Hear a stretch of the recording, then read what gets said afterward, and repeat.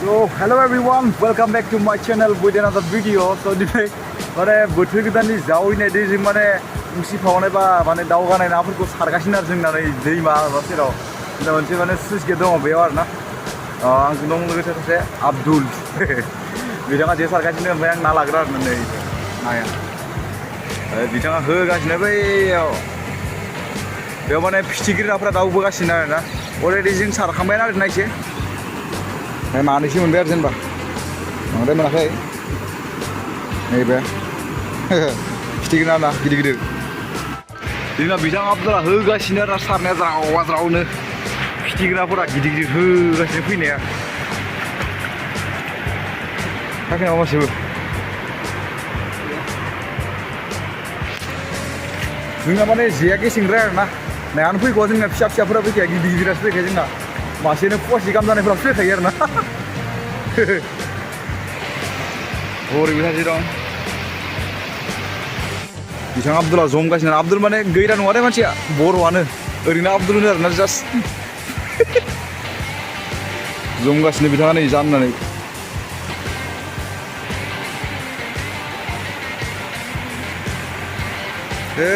स्राव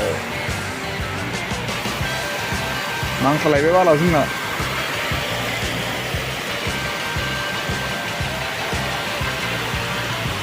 नो गलांगोनलै गलांगोन र' हमखानोलै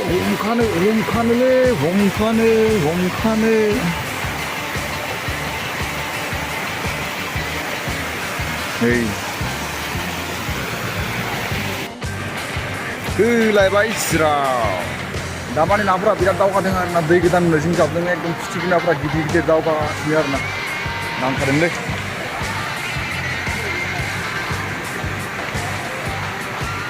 जों नाफोरा फिसाफोरा फैयालै ओइ र' गलांजोबसैबा गलांबायानोखा ओइ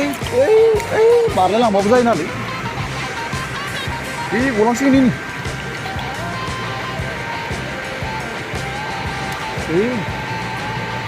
मारबायसो नामा लोगो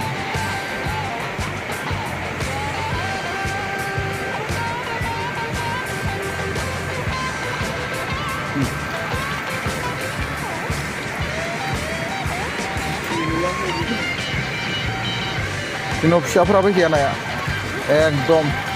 फवासे आधा केजि 1 केजि जानायफ्रासो फैखायो जियानो देन्जारखा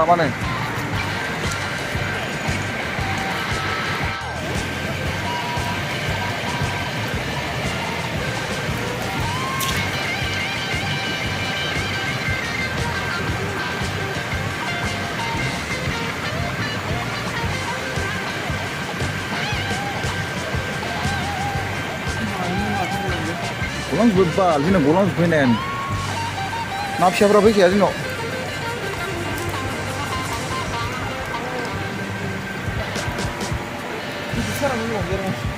ओरै सासेया बोनगासिनो आरो नाखौ आसोला होगासिनो ना बोननाया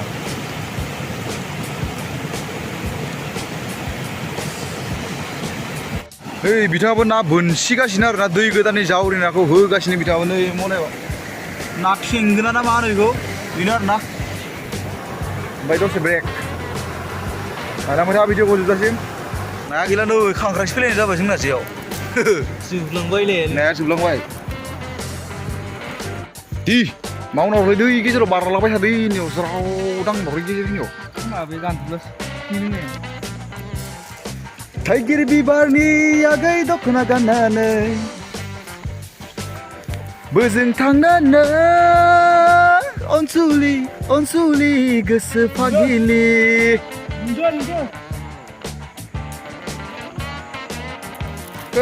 ज्राव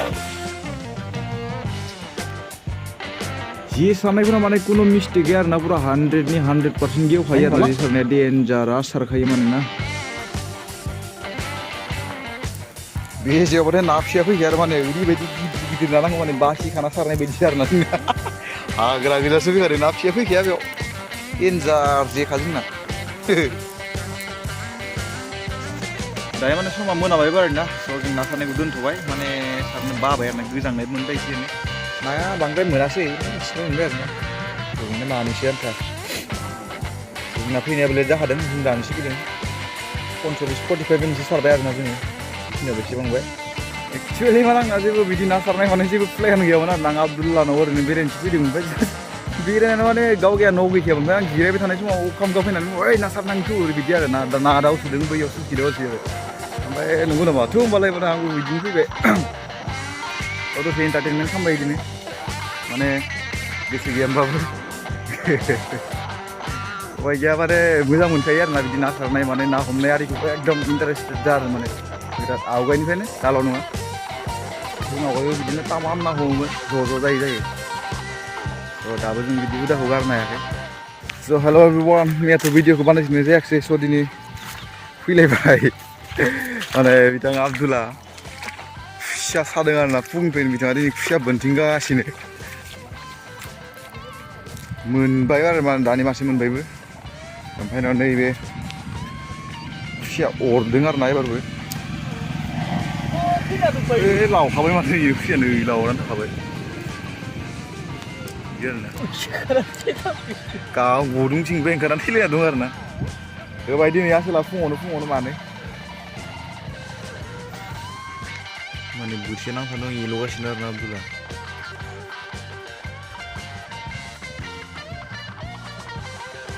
तारमाने आब्दुल्ला बोरसिखौ रेडि खालामगासिनो आरोना नै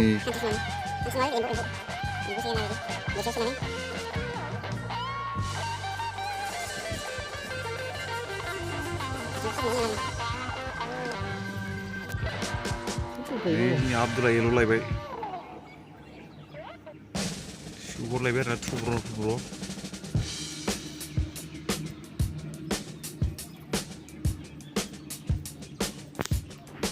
मोननैसो नों बोरसि बस'गोन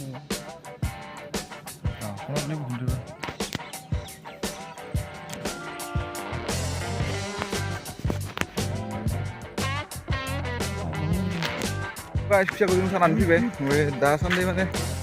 हरथ'वाखै आरोना सान्दुं गोसा हरनो नागिरा बिसोरो